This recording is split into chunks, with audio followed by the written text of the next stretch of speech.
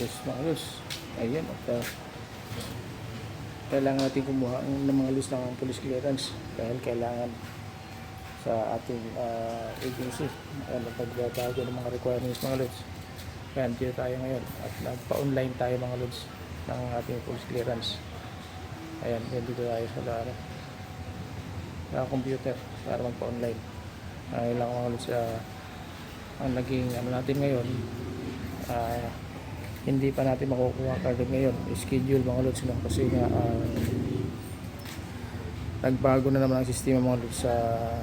May schedule tayo pitsa 13, so sa 15 pa natin makukuha mga lods yung ating police clearance dahil yun ang nakatuka mga lods na schedule para makuha natin. So yun, maghihintay tayo mga lods. Ayan.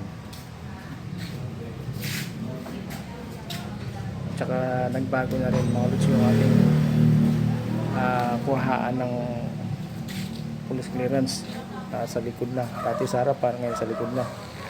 Ayan. So wala tayong choice mga lods, diba? Hindi maghintay.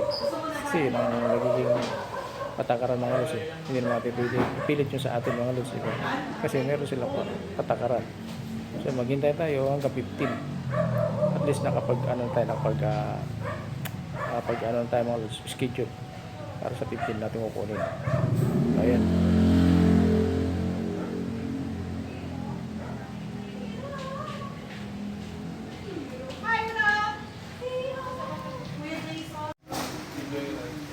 Mga lods, dito tayo ng pa-online mga lods. Ayan. Marami rin pa-online.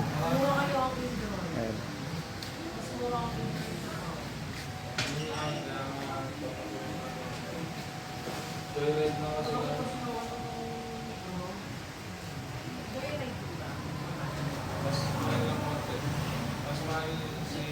Mamaya ikot tayo sa labas mamaya mga lods after natin pa-online.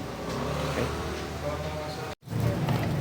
Yes mga lods, ayan, nagkaroon na tayo ng mga lods. Punta na tayo roon para kumuha ng police clearance.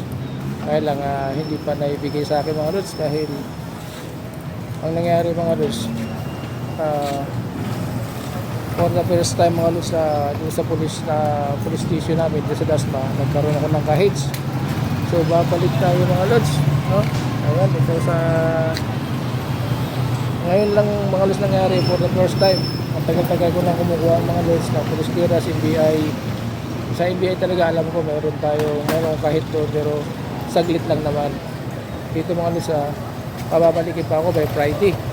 So medyo naantala yung ating pangailangan mga lods. Ayan.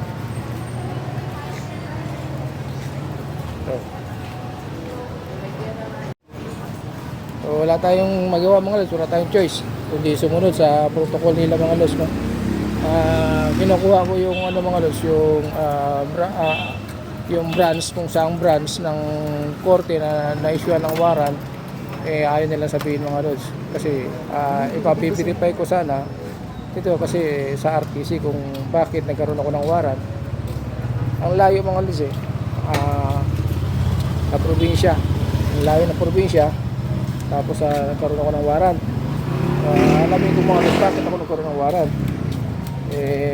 Pero ang sabi sa akin hindi pa naman daw kasi nga hit lang naman daw yung kailangan. Siyempre antala mga lods, diba?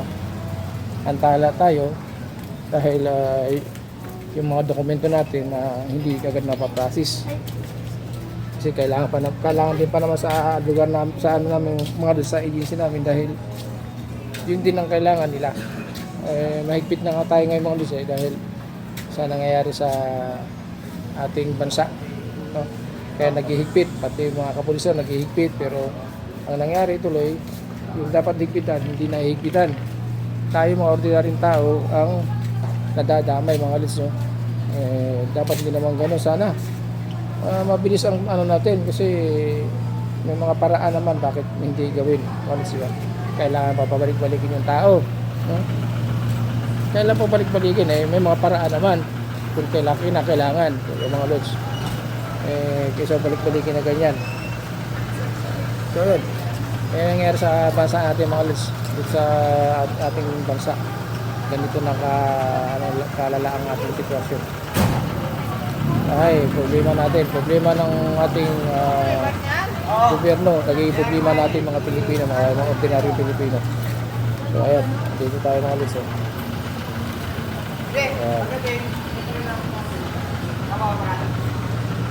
Apektado tayo sa nangyayari sa ating gobyerno mga lods. Damay-damay tayo. Kaya tayo mga ordinaryong Pilipino, tayo nahihirapan.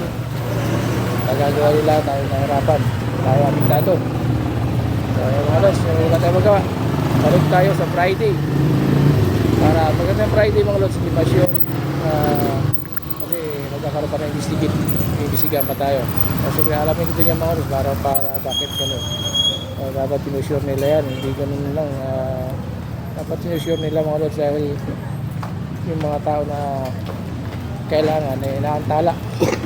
Antala. Hindi nila alam yun, pero naantala tayo sa kagagawa nila.